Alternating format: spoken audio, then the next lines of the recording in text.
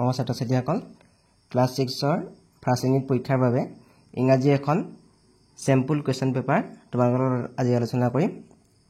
এখন হ'ল আৰ্হি প্ৰশ্ন কাকত। তোমালোকৰ ইংৰাজী প্ৰথম লেসনটো আৰু ফাৰ্ষ্ট লেসনটো আৰু second lesson afternoon on a hill আৰু দা গোল্ডেন টাচ এই দুটা লেসনৰ ভিতৰত যিমানখিনি প্ৰশ্ন আছে গোটেইখিনি তোমালোকৰ পৰীক্ষাৰ কাৰণে চাব লাগিব। তাৰ ভিতৰতো মই এইখিনি প্ৰশ্ন তোমালোকক আৰ্হি প্ৰশ্ন হিচাপে দিছো। এই প্ৰশ্নখিনি তোমালোকে লগতে চাই যাব পৰা। First unit evaluation 2025-26 subject English class 6। প্ৰথম মই এমসিকিউ প্ৰশ্ন দিছো। এমসিকিউ প্ৰথম ফাৰ্ষ্ট কোৱেশ্যনটো আছে the name of the poet of the poem afternoon on a hill is. Afternoon on a hill কবিতাটোৰ কবিজনৰ নামটো কি? ইয়াত চাৰিটা অপচন বেলেগ বেলেগ দিয়া আছে। জন কিটছ, ৰবীন্দ্ৰনাথ টেগৰ, এডনা চেইণ্ট ভিনচেণ্ট মিলে, জন মিল্টন। ইয়াৰ শুদ্ধ উত্তৰ হ'ল তোমালোকে জানা, সেইটো হ'ল Edna St Vincent Millay. Next question the king Midas greatest desire was to. King মিডাছৰ আটাইতকৈ তেওঁ বেছি আশা কিহত আছিল? অপচন দিয়া আছে হাগ হিজ ডটাৰ, হেভ মোৰ গ'ল, wash his hands, walk in garden. তেওঁ আটাইতকৈ বেছি কোনটো আশা কৰিছিল? হেভ মোৰ গ'ল। বি নম্বৰ অপচনটো শুদ্ধ হ'ব। 3 নম্বৰ প্ৰশ্ন who granted wish of king Midas. King মিডাছৰ আশাটো কোনে পূৰ্ণ কৰিছিল? অপচন দিয়া আছে Midas daughter, a golden statue, the stone, the divine spirit. ইয়াৰ শুদ্ধ উত্তৰটো হ'ব দ্য ডিভাইন স্পিৰিট। ইয়াত 2 নম্বৰ তোমালোকে ৰাইট চিন দিব লাগিব। 4 নম্বৰ প্ৰশ্ন দিছে the meaning of the word gladdest is. Gladdest শব্দটোৰ অৰ্থ কোনটো হ'ব? অপচন দিয়া আছে longest, happiest, high area, high hill. Gladdest শব্দটোৰ অৰ্থ হ'ব হেপিয়েষ্ট। ইয়াত বি নম্বৰটো ৰাইট চিন দিব লাগিব। তাৰ পিছৰ প্ৰশ্ন 5 number in the afternoon on a hill the poet will not observe cliff and clouds, touch flowers, observing the wind moving, pick flowers. এতিয়া কৈছে কি কবিয়ে আবেলি সময়ত পাহাৰৰ ওপৰত উঠি থাকি তলত থকা কোনটো তেওঁ কাম নকৰিব বুলি কৈছে। নট বুলি কৈছে, মানে নকৰে, কোনটো কাম নকৰিব? অবজাৰ্ভিং ক্লিফ এণ্ড ক্লাউডছ, তেওঁ শিলাময় গৰা আৰু ডাৱৰবোৰ দেখিব, এইটো হয়, গতিকে আমি এইটো চুজ নকৰোঁ। উইল নট বুলি কৈছে। টাচ ফ্লাৱাৰ, ফুলবোৰ স্পৰ্শ কৰিব, কবিয়ে ফুলবোৰ স্পৰ্শ কৰিব। অবজাৰ্ভিং দ্য উইণ্ড মুভিং, বতাহ পাৰ হৈ যোৱা তেওঁ নিৰীক্ষণ কৰিব। পিক ফ্লাৱাৰ্ছ, লাষ্টটো আছে আমাৰ পিক ফ্লাৱাৰ্ছ। পিক ফ্লাৱাৰ মানে হ'ল ফুল চিঙা, তেওঁ ফুল চিঙা কামটো নকৰে, গতিকে এইটো আমাৰ ৰাইট চিন দিব লাগিব। In the afternoon on a hill the poet will not pick flowers. 6 number প্ৰশ্ন after losing the golden touch king Midas became greedier, remain the same, became wiser, lost his kingdom. যেতিয়া তেওঁ সোণালী স্পৰ্শৰ পৰা মুক্তি পালে তেতিয়া কিং মিডাছ কি হ'ল? Became ৱাইজাৰ। গতিকে ইয়াত 3 নম্বৰটো শুদ্ধ হ'ব। তাৰপিছত তেওঁ জ্ঞানী হ'ল। 7 নম্বৰ প্ৰশ্ন the king tested his magical power by touching his daughter, a stone, a ball, a statue. ৰজাই তেওঁ যিটো সোণালী স্পৰ্শ ডিভাইন স্পিৰিট দিছিলে সেইটো তেওঁ প্ৰথমতে কিহৰ ওপৰত টেষ্ট কৰিছিলে সুধিছে, সেইটো হৈছে এ ষ্টোন। ইয়াত বি নম্বৰ ৰাইট চিন দিব লাগিব। 8 নম্বৰ প্ৰশ্ন the meaning of cliff is. Cliff শব্দটোৰ অৰ্থ কি? অপচন দিয়া আছে চাৰিটা to show' the position of something, wonderful, joyful, high area of rocky with very steep side.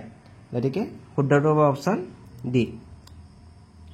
9 number প্ৰশ্ন write first 4 line of the poem afternoon on a hill.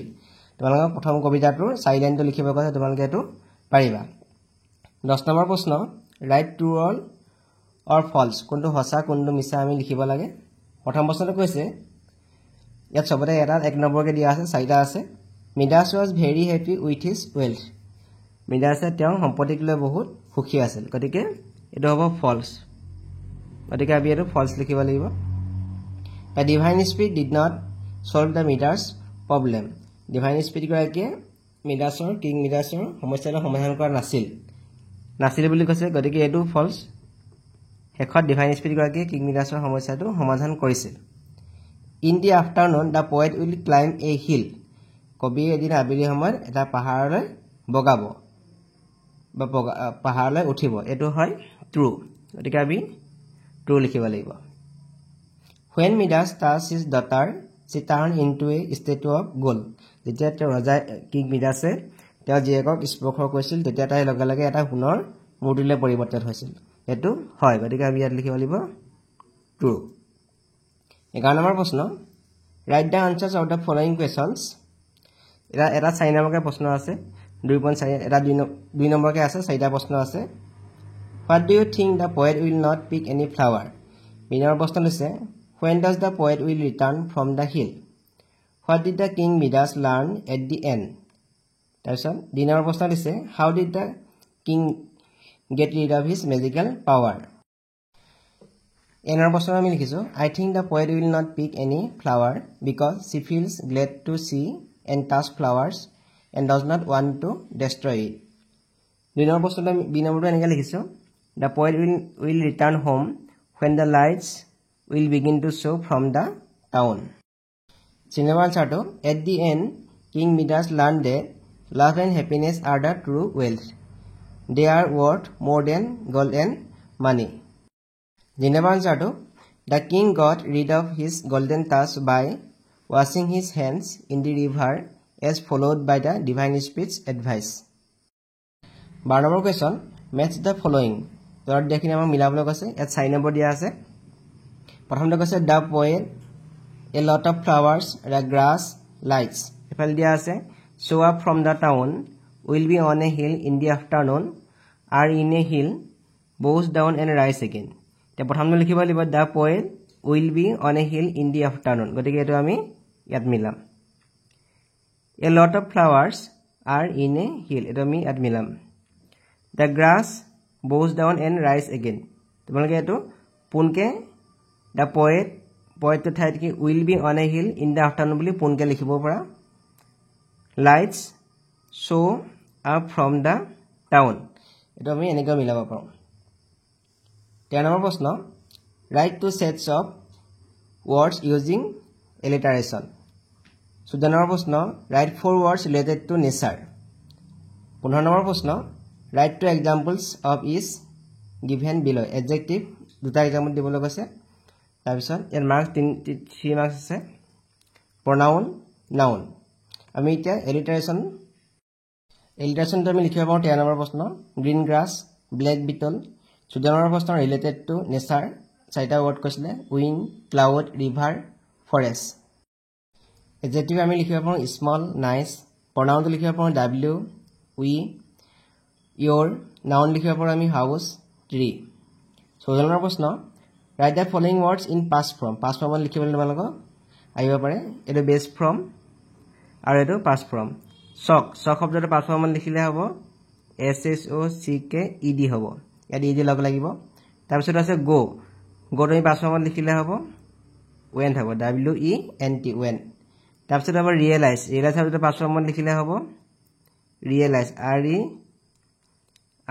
a l i s e d হ'ব তারপর সি শব্দটো past form লিখিলে হ'ব show s a w show 17 number প্ৰশ্ন write two sentences in simple present tense আৰু 18 number দিছে write two sentences in future tense এটা আমি এনেকৈ লিখিলেও পাৰিম present tense sun rises in the east I always get up at 5 a.m. in the morning আৰু future tense he will call me tomorrow I shall go to town tomorrow 19 number প্ৰশ্ন write the following words in syllable এটা ভাঙি লিখিবলৈ কৈছে magical celebration constantly আৰু 20 number প্ৰশ্ন কৈছে write one sentence using the word was as a noun was শব্দটো noun হিচাপে লখাই এটা আমাক বাক্য লিখিবলৈ কৈছে তে magical syllable লিখিলে হ'ব magical ইয়াত তিনটা syllable আছে celebration তো চাৰিটা আছে celebration constantly ইয়াত তিনটা আছে আৰু was শব্দটো নাউনত আমি লিখিলে হ'ব he painted the walls with a pale blue wash এটা was টো নাউন হিচাপে ব্যৱহাৰ হৈছে তোমালোকে পৰীক্ষাটোৰ কাৰণে প্ৰথম দুটা লেসনৰ লগত যিমানখিনি প্ৰশ্ন আছে গোটেইখিনি চাই যাবা লগতে এইখিনি প্ৰশ্ন তোমালোকে চাব পাৰা